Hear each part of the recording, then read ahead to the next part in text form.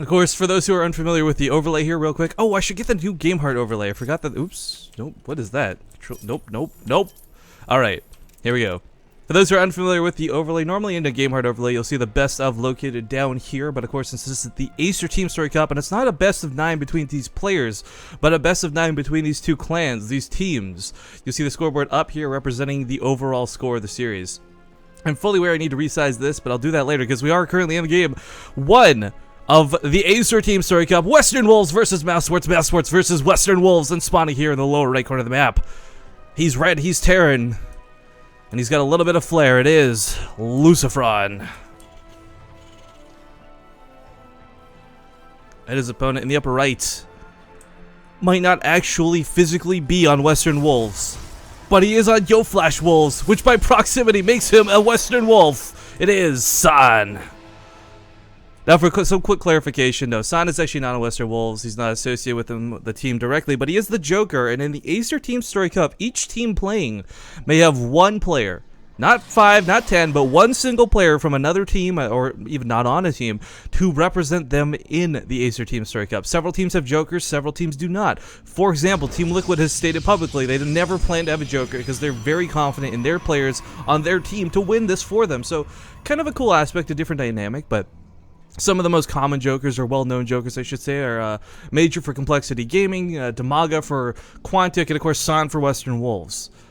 Now, what we are starting the day off here is my favorite matchup period, and I'm sorry, I'm probably going to gush about this instead of paying attention to build orders. Because CC first came out of Lucifron, 100% almost entirely on a low ground because it's a 4-player spawn map, a blind spawn map. Maybe against a player like San, wouldn't want to risk, I don't know, pro harass can be annoying, but we'll see what happens. But TVP is my favorite for several reasons. One, we got San and Lucifron. These guys are some of the top tier of the top tier. A lot of people forget, like, San is seriously on, like, Partying's level of good when it comes to Protoss, but also the dynamic of this matchup, whether you want to whine about balance or whether you want to just enjoy it for the simple brutality that it contains, either way, this is a really enjoyable matchup. San, you know, if you go Templar instead of Colossus first, you get those beautiful storms, and the bio is stressed out to do a little more, to be spread, to have micro, to have ghosts, to have EMPs. All of these things Lucifron is 100% capable of not only executing, but performing well with. But, alright, let's see if you can get the initial scout here. Going counterclockwise, opposed to clockwise, is San. Actually, they both, I realized, just went counterclockwise. Whoa, this is blowing the meta of the game. If you guys have been tuning into Base Trade TV recently, you know that one of the biggest things we've been talking about is how everyone always seems to scout clockwise on these 4-player maps. So, meta game shift, ladies and gentlemen. If the Twitch logo is blocking the score, then you might be watching it embedded. If you watch the stream not embedded, then the score should be pretty visible. But as far as this game goes, I've cast Lucifron not nearly as much as I would love to, and the same with San. But I've had the great fortune of casting both of these players somewhat recently in the past. And First blood. One of the things I can definitively say against, or not against, but rather for both, is that Lucifron's TVP is not, I feel, as strong as it was in Wings of Liberty, but it's still pretty damn good. In Wings of Liberty, Lucifron was like nigh unstoppable. There's this one match I will never forget. Todd versus Lucifron on Entombed Valley. Todd had a maxed out Colossus army that got nuked. Lucifron successfully nuked that army, guys. There's not a lot of Terran players who can pull that off. And ever since then, Lucifron, that was like, I think that was even still before Lucifron was really that big home brand name. Like, he was really popular because him and Vortex were so good, but not on the world stage yet. And ever since then, I've been just absolutely in love with him as a Terran player. San is someone who I think recently has been kind of questioned as far as, like, just how good he is.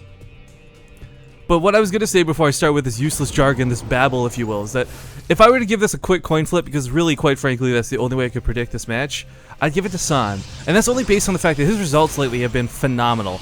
But Lucifron has been and always will be a really good player, hence that cool story I told a second ago. So it's not like this is so heavily one-sided. And that's what really makes matches in the Acer Team Story Cup so dynamic, so fun.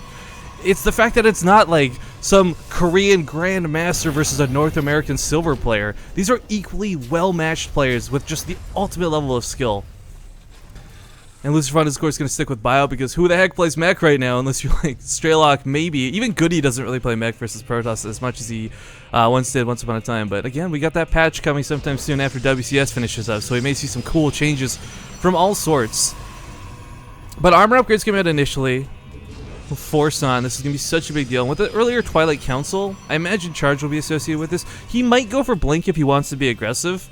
But Charge is kind of the safe bet against Bio generically. You always want the Zealots to be able to actually connect, and when you go for armor upgrades early like this, it's very easy to take no damage from Marines. And Marauders, while they might pack a punch, they attack significantly slower than Marines, even with Stimpak. So if you've got like 3 armor on your Zealots, and your opponent's only on like 1-1 or 2-2, they still just tickle you, especially if you're underneath a Guardian Shield.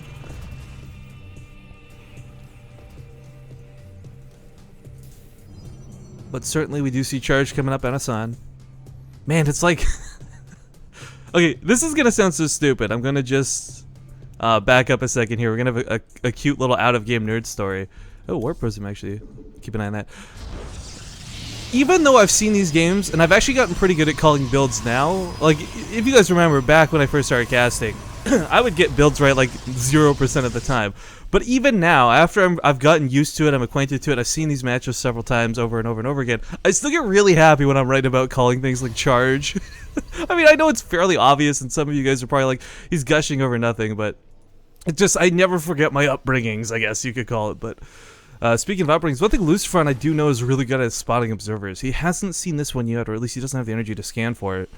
One way or another, he's definitely going to want to clear this up, because he doesn't want San seeing his entire army move out.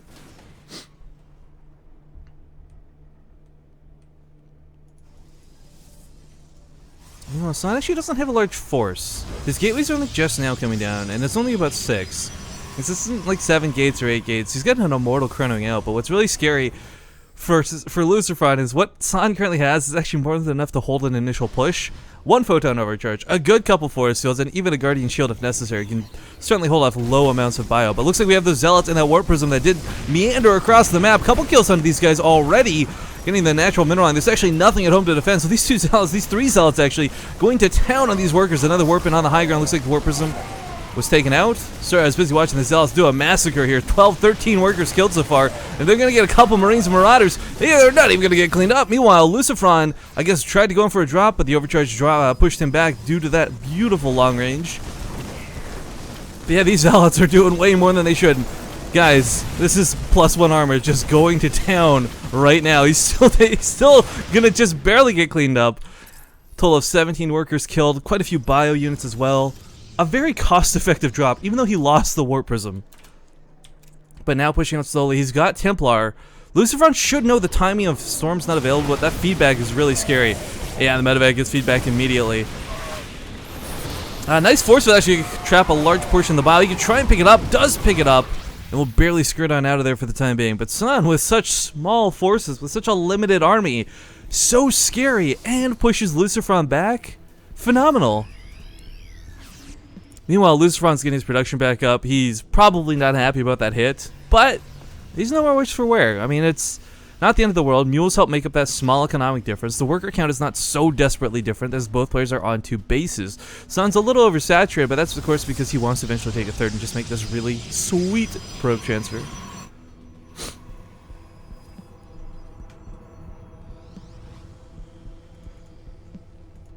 Alright, Medevac's moving out, but I think Warp Prism's also moving. I don't know if they saw each other, but a Storm drop. If this Templar has enough energy for 2 Storms, he can easily get upwards of 10 worker kills. We'll have to see what happens with that, but looks like a small harass from this pylon here at the 3rd. This is so annoying. This is the problem with this map. Command Center might go down, but meanwhile, San looks like to be picking off the drop of Lucifron, and that Command Center did burn down or die. I don't believe he canceled one off, but that's just gauging off of the resources lost at the moment. Pylon, though, this is so annoying. Drop in the main, still just barely getting cleaned up. Lucifron just not getting the damage done that he wants to. Every time he tries to move in, San is ready. San is prepared. And, of course, this is that danger. I always talk about it on this map. This is... you know what, go figure. The one time I don't talk about the 3rd base cliff when we're on Frost is the one time it actually gets utilized for what I always seem to mention it for. It's a pylon on the high ground warping into the mineral lines. But another pylon has been established way over here. Ooh. And while this Templar doesn't have enough energy to storm yet, ooh, nice pick off of that medevac, or Warp Prism. While this Templar doesn't have enough energy to storm yet, there's not a lot for it to storm, so you can just kind of keep this alive, chill by the cliff, come in for a big storm once this base has been saturated. But Stimidine here, gonna try and cancel it again. Lucifron just kind of wishing he had built this on the high ground at this point. We'll go off for a drop one more time if you can. Nice. Gonna cancel the base of Sun. Not a kill, but still, this is finally him getting some effective drops going off. Of course, has to be careful. No blink on these Stalkers, but of course, you don't want to leave them around for the High Templar, which can feed back this really low health medevac. So he does back up. Yeah, storms are incredibly hard to deal with early on. It's not as easy, I feel, for a Terran player to get Ghosts out and get Mobius Reactor and all these lovely things as it is for San to just say, like, look, 50-50, I'm getting one sort of AoE. It's either Templar or Colossus. How do you deal with this? And again, I want to stress, every time I seem to bring up any issue like that, people bring up race, but it's not a race balance problem. It's just the way the mechanics of this work. But big drop in the natural will look to be picked up as it's going to get cleaned up. Goes towards the main, going to lose this other medevac. Lucifron, no! With all of the units inside of it. But going to push into the third at the exact same time. So this sort of multi-prong hit, going back to basics, going to distract San in the main while he hits the third. Some storms go off, but all the Templar are going to go down for it. So finally, Lucifron catching a break this game, gets the pylon. No reinforcements here. San has to walk back, but San, of course, is such a good spot already this game. Probably isn't too upset by this. However, another drop has continued in the main.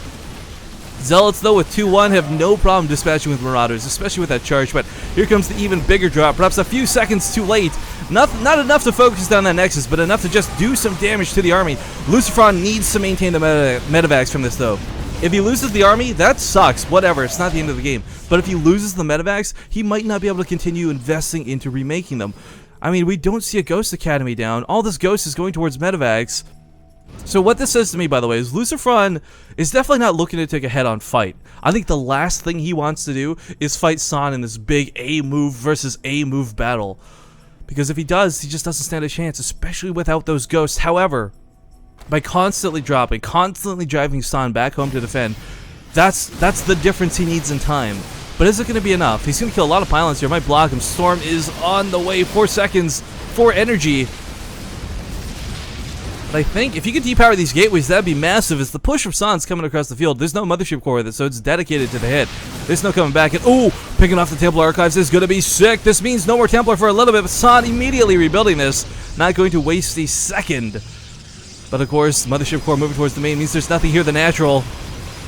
More pylons being built because of the heavy supply block, but Lucifron is going to take a fight back at home. Storms do go off. He is paying attention to both the main, or the natural of his opponent, as well as the natural of his own. SCVs are going to get pulled here. I think if he repairs the bunker, he should be able to hold this. San just doesn't have that destructive force. There's no Templar behind this. There's no Colossus to accompany this. The Archon is the only form of splash damage. And looks like dropping into the main, picking up and moving once again. Lucifron, who was able to cause almost no damage in the early game here, is finally getting what he needs to be done in the late game. Now he gets the Templar Archives once again, which means, again, no Storms, no Colossus, no area of effect to just counter this bio. But a huge Zealot hit at this third.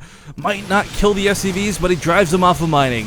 San, though, at the meantime, took, wow, a lot of worker kills back on both players, 38 to 35 at this point. But, oh, without Stalkers, there's just nothing to shoot up. This Templar can feed back a medevac, but they're all so low, so it won't do any damage. It actually, literally, has no way to clean this up in the moment. He could try warping him some Stalkers, but they will get absolutely crushed by the Marauders, which is why he's rather hesitant to do so in the first place. Lucifron on 3 bases with 51 workers plus mules, looking at the income of San, which is quite frankly just in the gutter at the moment. San was making all the right moves, but good game is called. A very undynamic tap out for game 1, but an excellent first win for Mouz Sports.